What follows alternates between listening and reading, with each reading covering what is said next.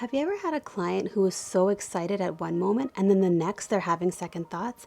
Like they're ready to purchase that home and then all of a sudden they back out of that deal? And then you're left basically not knowing what to do? I've been there. What if I told you that there's a simple solution for all of this? Today I'm going to share with you the lessons that I learned from the book Sell It Like Serhant and how it changed the way I sell. Please remember to subscribe and click that notification bell if you would like to continue to watch more videos like this one about my journey and experience in real estate. Let me start by sharing a story. I had a client that I had just sold her home and was now in search for a new home.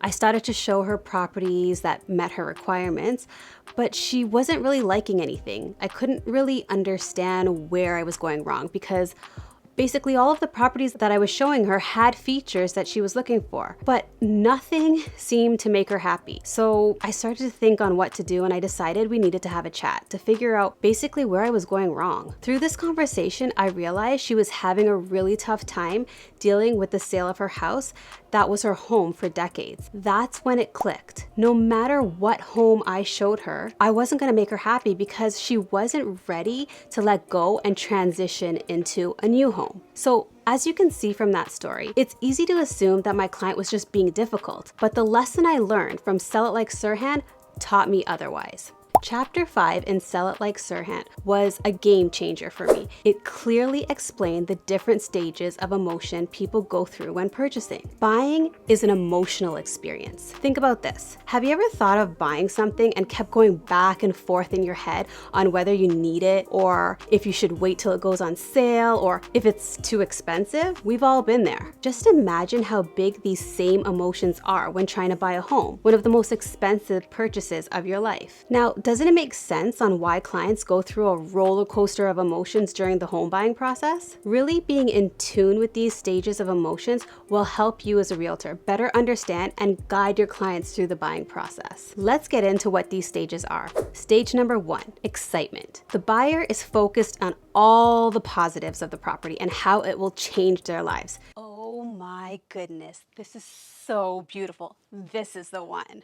We all want to be in this stage for the entire sales. However, you know, this doesn't always happen. Stage number 2, frustration. In this stage, the buyer starts to focus on negatives, especially if they're faced with a lot of challenges along the way. So for example, the other party's additional request is prolonging the sale, which just makes them angry.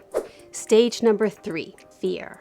In this stage, the buyer starts to really question themselves. They're asking questions like, can I handle this? Have I taken on too much? Do I really need this house? All these emotions start to build up a lot of doubt. They're trying to figure out if they're making the right decision. Man, I don't know if I'm making the right decision. Stage number 4, disappointment. In this stage, you're gonna find that your clients are feeling really overwhelmed with the entire process, especially if they have gone over budget than originally planned. Man, did we go over budget? What did we just do? Who's this calling? The agent? I ain't got time for this. Stage number 5, acceptance. So in this stage, your client is starting to feel really positive again. They're beginning to remember how hard they worked to come to this point and start to be okay with the entire process.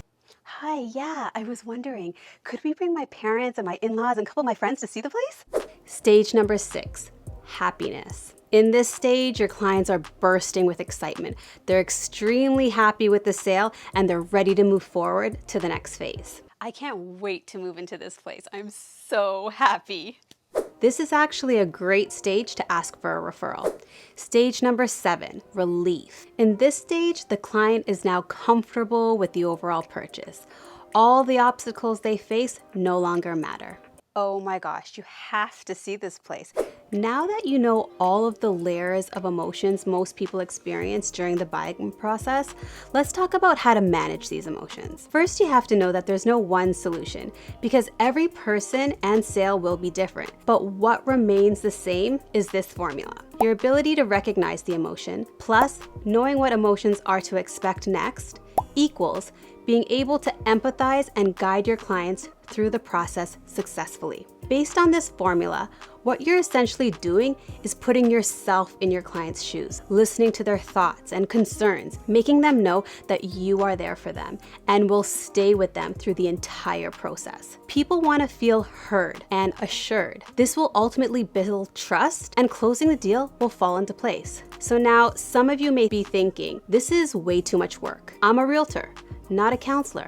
How am I supposed to deal with all of this? Well, you have two options. Be an average realtor and just focus on the transaction, or be the top realtor and understand that real estate is about building relationships, therefore making it necessary to understand the emotions our clients go through when making one of the biggest purchases of their life. Ultimately, the choice is yours. Thank you for watching this video, and I'll see you in the next.